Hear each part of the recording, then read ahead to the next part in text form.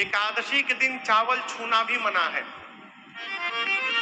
लेकिन हमारे आपके बगल में एक स्थान है, धाम है, श्री जगन्नाथ धाम, जगन्नाथपुरी, जहां एकादशी के दिन भी जगन्नाथ भगवान को खिचड़ी का भोग लगाया जाता है। पूरे धरती पर एक इकलौता स्थान है। जानते हैं क्यों? भगत के कारण। इसी चौपाई पर ये प्रसंग है पूरा। भगत प्रेम बस सगुन सोई। एक माई थी जिनका नाम था कर्मा। क्या नाम था? कर्मा। एक दिन दोपहर में मंदिर में गई कर्मा माई, तो स्वयं बेचारी के पास कुछ था नहीं, मांग मांग के खाती थी। दोपहर में गई जगन्नाथ भगवान के मंदिर में, देखी पुजारी जी भोग लगा रहे हैं। तो मां ने सोचा बताओ भगवान को सवेरे से भूखा रखे पुजारी जी, दोपहर में भोग लगा रहे हैं। तो कर्मा माई ने ठाकुर जी से कहा कि प्रभु अब ऐसा 56 भोग तो हमारे पास नहीं है, आप सुबह से खाली पेट हैं, एक काम करिए, रूखा सूखा जो होगा मैं बना दिया करूंगी, सवेरे सवेरे मेरे घर आ जाइए। बोल कर गई तो उनको विश्वास था कि भगवान आएंगे। सवेरे उठी, न नहाई, न मुंह धोई, न चौका बर्तन साफ की, न चूल्हा साफ की, उसी तरह बर्तन में खिचड़ी बनाने लगी। खिचड़ी बना के जैसे कर्मा ने रखा, एक 8 साल का बालक दरवाजे पर आया, भैया आए, कर्मा भैया ने उनको खिचड़ी खिलाया। उनका नाम कर्मा नहीं था, उनका नाम कुछ और था। लेकिन भगवान कृष्ण आ जाते थे, अब थोड़ी भी देरी होती थी भोजन बनने में तो कहते थे जल्दी कर्मा, जल्दी कर्मा, विलंब मत कर, जल्दी कर्मा। तो भगवान कृष्ण जब कहते थे जल्दी कर्मा, जल्दी कर्मा, तो ये कर्मा कर्मा से उनका नाम कर्मा बाई हो गया। रोज भगवान खिचड़ी खाने आते थे। एक दिन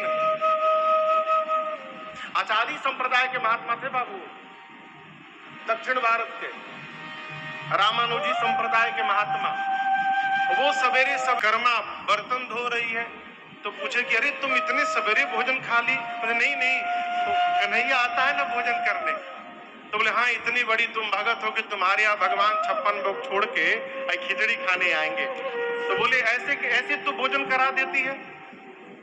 तो बोली कैसे करना चाहिए? बोले तुम नहाई हो, पहले खुद स्नान करो, स्नान करने के बाद चौका बर्तन साफ करो, शुचिता लाओ, साफ आंगन साफ करो, स्नान करो, उसके बाद पवित्रता पूर्वक प्रणाम करके भोजन बनाओ, तब भगवान को भोग लगाओ। अब अगले दिन टाइम से भगवान आए तो देखे कर्मा जी अभी झाड़ू लगा रही है। फिर भगवान चले गए, पहुंचे तो देखे स्नान करके आई है, फिर चले गए। ऐसे 4-5 बार भगवान आए गए, अंत में आए तो खिचड़ी बनी मिली। जल्दी जल्दी घंटी बजी तो भगवान छोड़ के अब भागे मंदिर में। पुजारी जी जब मंदिर का पट खोले भोग लगाने के लिए तो देखते हैं जगन्नाथ भगवान के मुख में और उनके दाहिने हाथ में खिचड़ी लगा हुआ है विग्रह में। पुजारी जी बोले प्रभु ये 56 भोग छोड़ के कहां कहां घूम के पा रहे हैं खिचड़ी? ठाकुर जी ने कहा कि मैं कर्मा बाई के यहाँ भोजन करने जाता हूं और उस महात्मा से बोलो कि जाकर जो ज्ञान उपदेश दिया है उस ज्ञान उपदेश को वापस ले, पहले मेरी माई से। सारा नियम बिगाड़ दिया मेरा। वो जैसे पुजारी जी को उन संत को बुलाया गया, पुजारियों ने कहा ठाकुर जी की आज्ञा है, आपने जाकर क्यों कहा कर्मा बाई से? जाकर उनसे वापस कहिए कि जैसे भोग लगाती थी वैसे भोग लगाएं। महात्मा गए कर्मा बाई के पास, जाकर बोले देखो कर्मा, तुम एक काम करो, तुम जैसे लगाती थी तुम वैसे ही लगाया करो। कर्मा बाई बहुत प्रसन्न हुई, बोली आपने बड़ी समस्या समाप्त कर दी, आज मेरे कन्हैया को विलंब हो गया, कल से टाइम से भोग लगाऊंगी। एक काम करिए, आज भी आप भी बैठ जाइए, यहीं रुकिए, कल सुबह कन्हैया के साथ भोजन करिएगा। हमारी जैसी पात्रता मेरी नहीं हुई है, तुम कन्हैया को भोजन करा सकती हो, लेकिन मैं कन्हैया के साथ बैठकर भोजन नहीं कर सकता हूं, मैं उस योग्य नहीं हुआ हूं, तुम ही उनको भोजन करा। और जब तक मां माँ जीवित रही तब तक भगवान कन्हैया कृष्ण जगन्नाथ उनके यहाँ भोजन करते रहे। आज भी जब जगन्नाथ भगवान को भोग लगता है तो सबसे पहले खिचड़ी जाती है और कहा जाता है प्रभु ये कर्मा बाई की खिचड़ी आपको भोग में लाया गया है, इसको भोग पाइए ना। आज भी वही खिचड़ी का भोग लगता है। तो यदि कर्मा के बुलाने से भगवान आ सकते हैं, हमारे बुलाने से क्यों नहीं आ सकते हैं वो? है? एक आपको एक गूढ़ बात बताऊं, हम कभी भगवान को बुलाने मंदिर में जाते ही तो कुछ न कुछ मांगने के लिए जाते हैं। और याद रखिएगा, जहां बहुत मांगा जाता है ना, वहां से प्रेम धीरे धीरे समाप्त हो जाता है। आपसे कोई विद्य मांगने लगे, आप उसको पसंद करेंगे? भगाओ जब आता है कुछ मांगता है। जब आपसे नित्य मांगा जाए आपको अच्छा नहीं लगता, इनसे रोज मांग रहे हैं तो क्या इनको अच्छा लगता? सदा वसंतम हृदयारविंदे भवम भवानी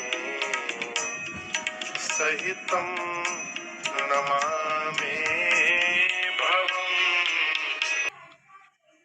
आज दोपहर में भारत में एक दुर्घटना घटी है, आप सबको ज्ञात होगा। अहमदाबाद से एयर इंडिया की जहाज लंदन के लिए, इंग्लैंड के लिए उड़ी और उड़ने के साथ ही क्रैश कर गई। घटना में जितने भी लोग दिवंगत हुए हैं, भगवान के चरणों में प्रार्थना उन सबको सद्गति प्रदान करे और उनके पूरे परिवार को ठाकुर जी संबल प्रदान करें। इस दुख की घड़ी में उनको सहारा मिले।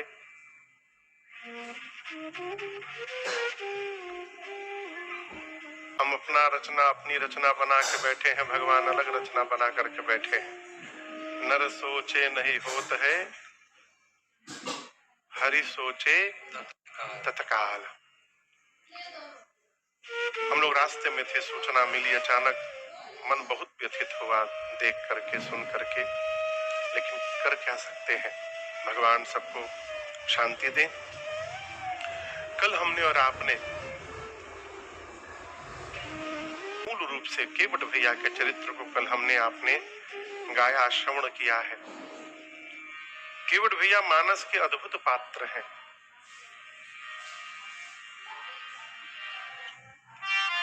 पहले तो केवट जी बोले कि प्रभु आपसे जो मिलेगा उत्तराई, उसी से परिवार में भोजन जाएगा।